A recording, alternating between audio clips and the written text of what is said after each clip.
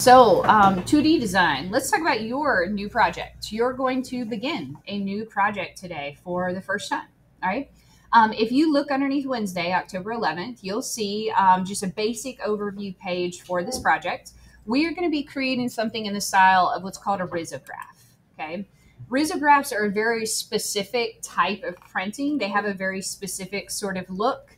And kind of like some of the other things we've talked about this year, even though originally it was something you could only control and create in the authentic like printing process with ink, it's become something that a lot of digital artists manipulate because that style is something that people like. It's a unique style. It has a very specific look to it. And so you can recreate it digitally even if you're not necessarily printing off a risograph.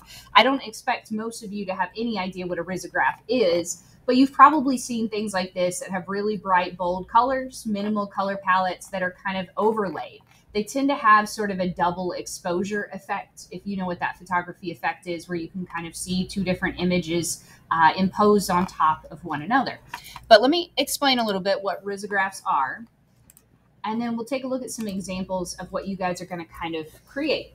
Okay, I want you to have pretty much free range on your subject matter for this project.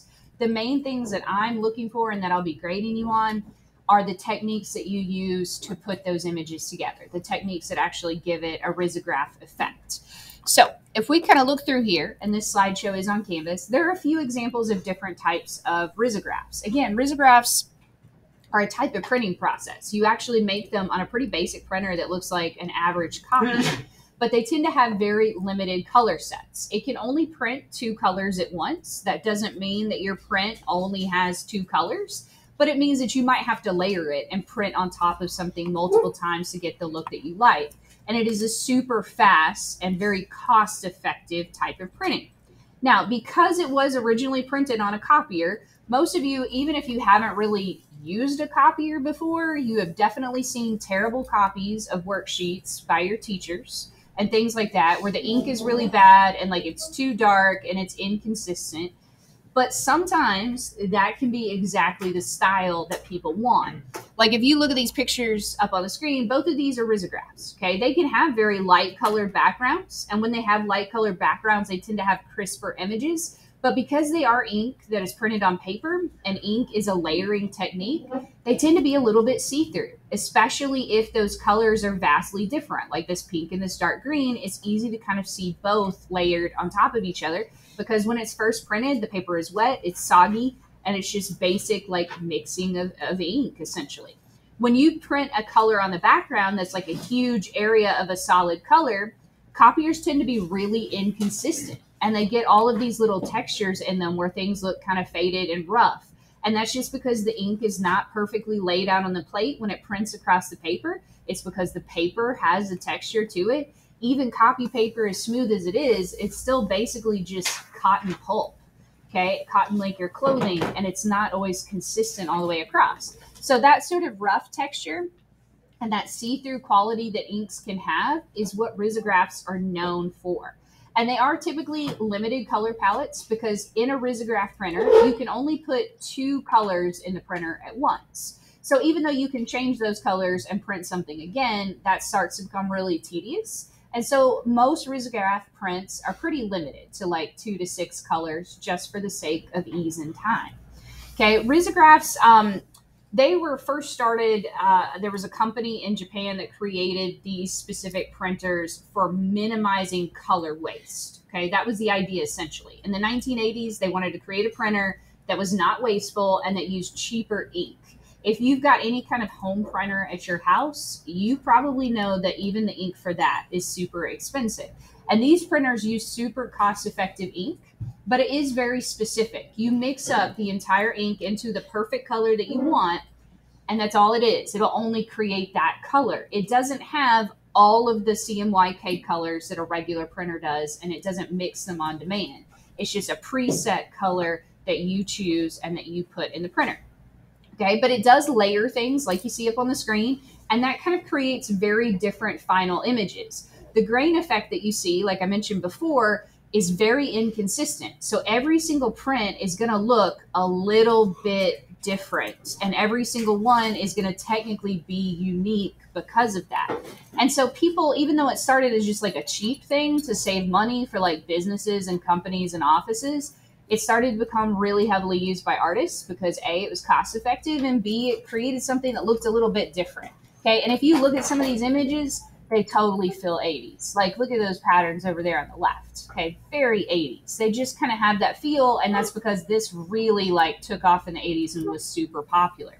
These smiley faces that you see over there on the right, each one of those are printed from the same printer.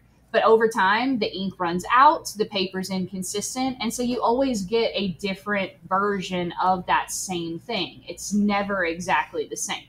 So the way a risograph printer works is you make a stencil, essentially, okay? And kind of like you would scan something on a regular copy machine, you scan the stencil in. And then that stencil is imprinted onto what's called an ink drum. And a drum is just a big round thing that spins that has the ink on it. But it creates that stencil on top, and then it just pushes the ink onto the paper as you print it. Over time, the stencil wears out and it gets more faded and the picture gets like less vivid, kind of like you see on the top left with that smiley face. And so again, it creates all of these sort of one-of-a-kind looks. And again, it was meant to be cheap and effective, but it's something that we recreate in a lot of different ways now. This is a risograph printer. That's all it is. It looks like a basic copier. And like I said before, you scan your picture. Okay, these two things right here, these are those ink drums. Okay, so again, it can only fit 2 colors at once. You can see those 2 colors there. And when it comes out just like a regular copier. It spits it out on the side and you have your print. It's a pretty low maintenance way to do it, a pretty like mess-free way to do it. So if you like the look of printmaking and screen printing, this is like a nice alternative. But here's kind of the process, okay? So you scan it. It prints it onto these rollers in here. So here's like a scanned image. You can see right here where it's printed somebody's design on the actual roller. And then it just kind of uses it like a stamp. And it stamps it across there and makes all the copies come out. Okay.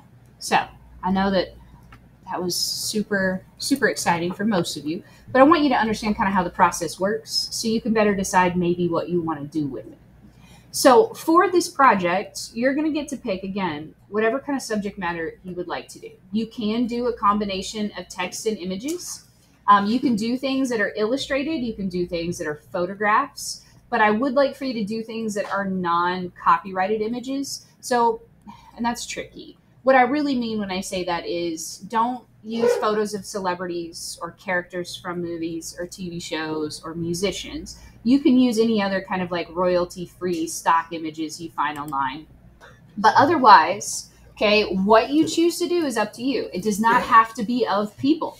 It could be of food, objects, animals. Okay, it could be of just cartoon characters that you find online that aren't necessarily recognizable. It could just be an interesting pattern or pictures of plants and flowers. Okay, but we're going to assemble this in Photoshop. We're going to do it in a standard 8.5 by 11. Now you can decide whether you want to make that horizontal or vertical. And I want you to have at least 3 different images that you're going to layer together.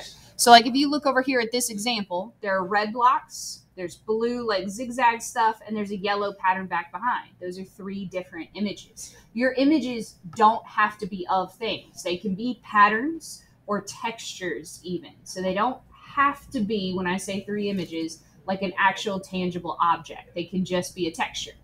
I do want you to limit your colors to 4 colors max. Now, what I do mean by that is if you choose to do like red, yellow, turquoise, you can do different shades of red. Okay, so you can have like a light red and a dark red and a light turquoise and a dark turquoise, and that's fine. You can maximize those, but 4 different unique colors max. Okay, I do want you to think about different types of line work. So I'll do a little tutorial with you where we can kind of superimpose the photos in a risograph style so that you get more of just their outline versus like a regular photograph that we just kind of blend into another one. I do want you to think about adding grains, and I'll go over how to do that too. But overall, keep your design really minimal. That way we can actually see all of the things that you layer together well and they stand out well. Okay, so like for instance, here's an example, and this is basically just, again, a glorified double exposure, if you know what that is. These are 2 pictures that were just superimposed, okay? But to create that risograph effect, most things are a solid color because the printers will only print 2 colors, right? So this photograph that's full color that has all of these different colors in their skin and in their shirt and in these leaves, that can't be recreated by a risograph. Okay, so what we'll do is we'll put some effects on things that minimize that color palette for you. Okay, so you could pick out photographs that are full color and have nothing to do with the colors you want to use. We will create them into a solid color later on, and we'll overlap them like this. Okay, so here's some random examples. Okay, we can start out with black and white illustrations. If you want to look up illustrations, especially like vintage illustrations, scientific illustrations, we can add color to those too, even if they're black and white. And those, because they have a lot of line work, they make perfect things to superimpose because you can see the details really well. Okay, here are some just things that are similar to what we're trying to accomplish. Okay, it can be very light overall. You don't have to have color throughout the entire thing. I just want you to create a visually interesting piece. And what you put in it is up to you. Now, it can be really bold. It can use photographs, but it can also just use drawings or illustrations. It can have a lot of patterns. It can have a lot of color, but it doesn't have to. Okay, so again, I want you to do what you want to do, but within just a few minor parameters. Okay, here are some previous student examples, just so that you can kind of see. I've tweaked some of the requirements just a little bit, but most of these still fall within what we're doing. Okay, so a lot of them are mixes of things that are actually hand-drawn and photos. Okay.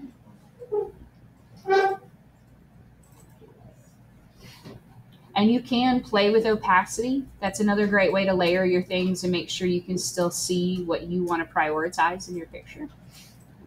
Okay. Again, doesn't have to be of people.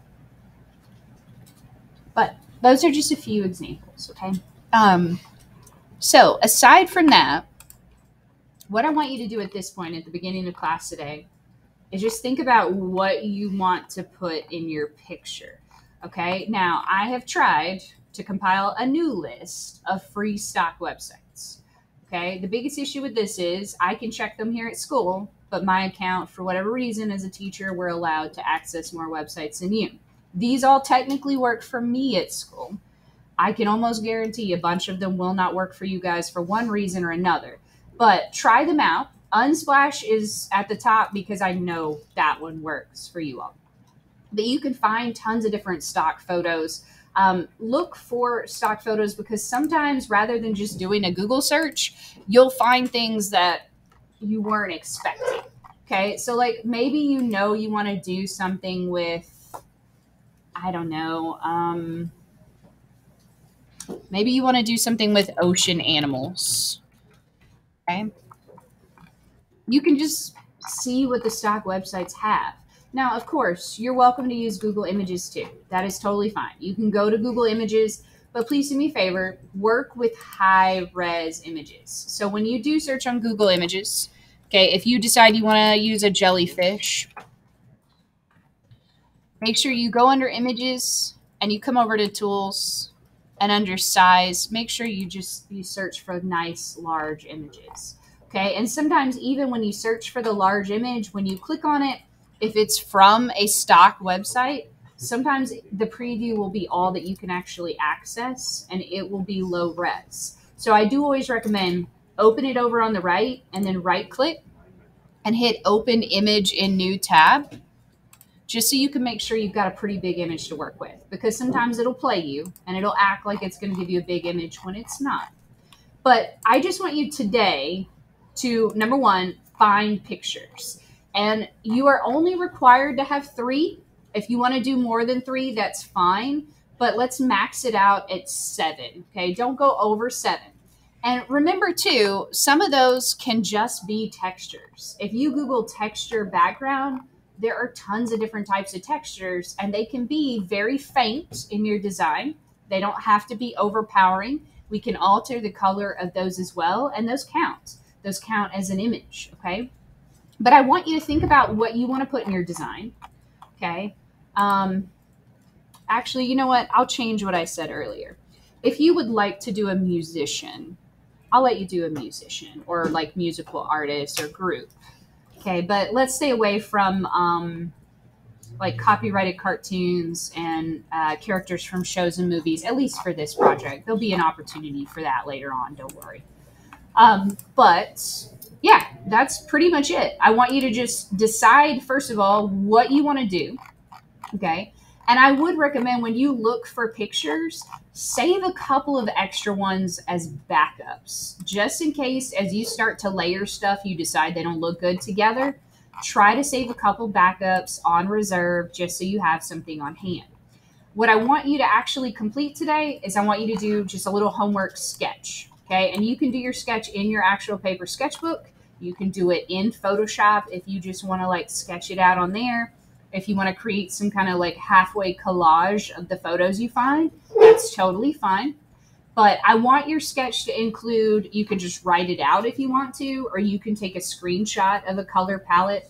But tell me what 3 to 5 colors you're planning to use for your design. Okay. And then show me 3 to 7 images and kind of how you plan to layer them.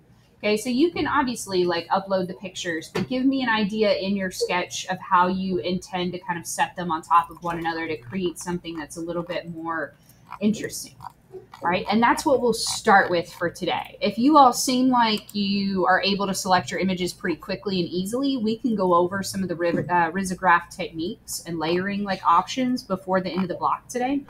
But if the whole class doesn't seem like they're ready for that, if you happen to get done early, underneath extras, there are a couple of links to some videos that will show you the same techniques I'll show you.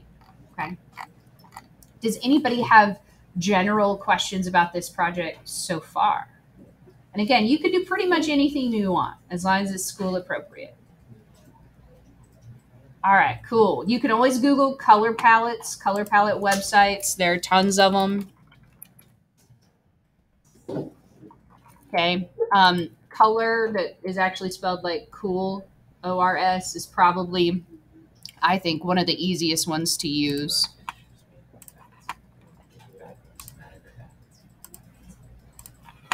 Okay. But yeah, anyway, I'm trying to think what else. Oh yeah, this is kind of just a mention for both classes, actually. I'm not finished with it, but I do plan to build a big Google Drive folder of both Photoshop brushes and Illustrator brushes that you all can download and install on your computer. The biggest problem here at school is that you're not allowed to download very much stuff on these computers. You can install anything. So if I save it to a Google Drive for you, or if you find some at home on your own time and put them on your Google Drive, you can install them. There is a link to a folder here that has some in it already. I plan to gather some more for you. I'm already finding a few of them, even though I thought the format was going to be fine. Illustrator's being a little finicky with installing them, but I'll go over kind of how to install those if you want to use those. You are allowed to paint on top of your Risographs as well if you would like. You just have to have a minimum of 3 images, but those are there. Okay, if you want to just kind of save them to your Google Drive so you have access to them, there are a couple little like screenshots and things on how to do that. But just in case you see it, that's what it is. I'll get into it a little bit more later this week, though. Okay. All right. We are so quiet. Okay.